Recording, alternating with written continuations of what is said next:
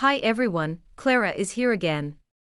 Welcome to Difference Frames the World, an alternative voice to mainstream media, which has been permanently demonetized for 8 months. We are one of the earliest English channels on YouTube reporting the sunny side of China and world affairs, valued and even cherished by hundreds of thousands of viewers. Till today, our videos have been watched over 22 million times. Nearly 700 frequent supporters and patrons have made DFTW a legend in the past 2 years. Many viewers regard our channel as the first source of information about China.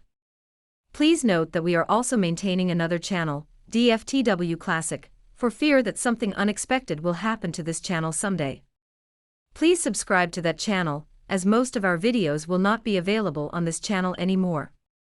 Viewers can also subscribe to our Telegram channel that hosts every video we have made, including some sensitive ones that Google does not allow us to post here.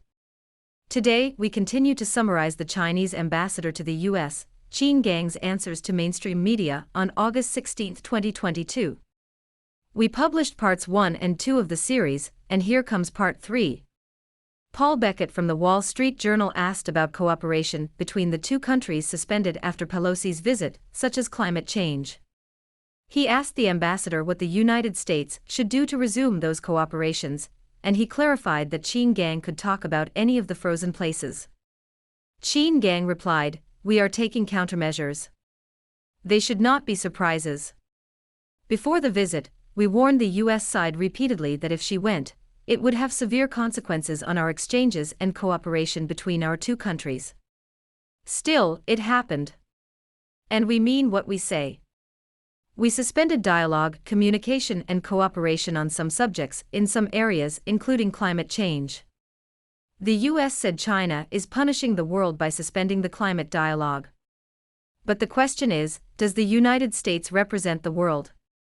Paul Beckett pushed, but what do you want to see to resume?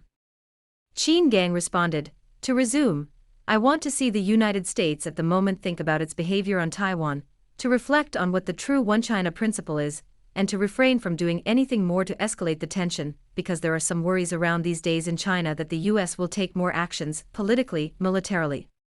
It will cause a new round of tensions if they happen, and China will have to react.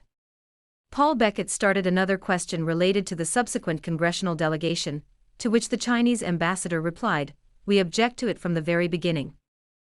Over the past decades, China has opposed congressional visits to Taiwan because we believe they violate the One China principle and the 3 joint communiques. They violate the commitment of the United States not to develop official relations with Taiwan, as Congress is part of the US government, instead of being an independent, uncontrollable branch. It's obliged to abide by the foreign policy of the United States. So that's why we object to and are very dissatisfied with Senator Markey's visit to Taiwan. It's provocative and unhelpful. Ellen Nickmeyer from Associated Press asked about America's announcement to send warships through the Taiwan Strait. Is that a provocation? What's China's response to that? Qin Gang answered the question sternly.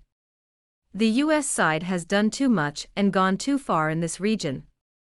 Since 2012, the US side has had more than 100 navigations through the Taiwan Strait, intensifying the tension and emboldening Taiwan's independent separatist forces.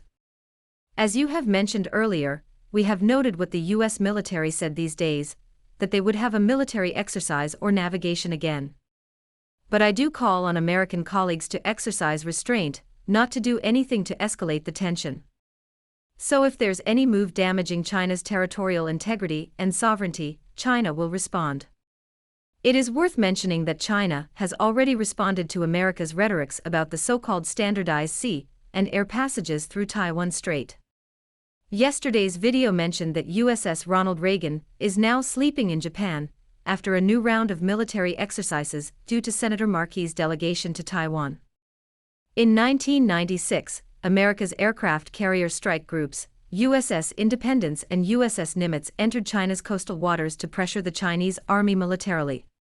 In 2022, USS Ronald Reagan danced the Tango in the Western Pacific with the music of China's military drills, hundreds of miles away from Taiwan. 26 years passed, and today's China has deployed 2 aircraft carriers in the region, ready to fight any invaders. At the same time, the 7th Fleet decided to let USS Ronald Reagan fall asleep. One viewer asked us whether China would stop America's warships from entering the Taiwan Strait, and we do not know, as we are not fortune-tellers.